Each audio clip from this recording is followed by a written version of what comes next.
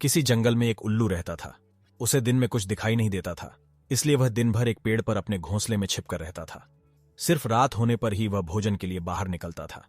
एक बार की बात है, गर्मियों का मौसम था। दोपहर का समय था और बहुत तेज धूप थी। तभी कहीं से एक बंदर आया और वह उल्लू के घोंसले वाले पेड़ पर आकर बैठ गया। गर्मी और धूप से परेशान बंदर ने कहा, उफ, बहुत गर्मी है। आकाश में सूर्य भी आग के किसी बड़े गोले की तरह चमक रहा है। बंदर की बात को उल्लू ने भी सुन लिया। उससे रहा नहीं गया और बीच में ही बोल पड़ा, यह तुम झूठ कह रहे हो। सूर्य नहीं, बल्कि अगर चंद्रमा के चमकने की बात कहते तो मैं इसे सच मान लेता। बंदर बोला, भला दिन में चंद्रमा कैसे चमक सकता है?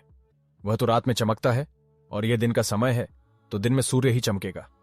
यही कारण है कि सूर्य की तेज रोशनी की वजह से बहुत ज्यादा गर्मी हो रही है।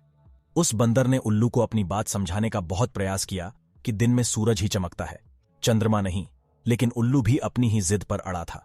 इसके बाद उल्लू ने कहा, चलो हम दोनों मेरे एक मित्र के पास चलते हैं, वही इसका निर्णय करेगा। बंदर और उल्लू दोनों एक दूसरे पेड़ पर गए। उस दूसरे पेड़ पर उल्लुओं का एक बड़ा झुंड रहता था। उल्लू ने सभी को बुलाया और उनसे कहा कि दिन में आकाश में सूर्य चमक रहा है या नहीं, ये तुम सब मिलकर बताओ। उल्लू की बात सुनकर उल्लुओं का पूरा झुंड हंसने लगा। वह बंदर की बात का मजाक उड़ाने लगे।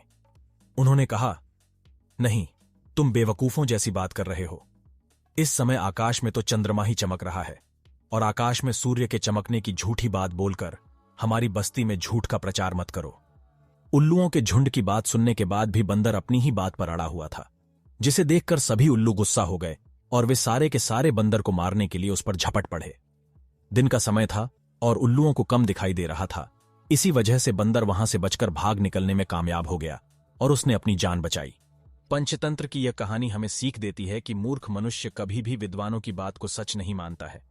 ऐसे मूर्ख लोग अपने बहुमत से सत्य को भी असत्य साबित कर सकते हैं।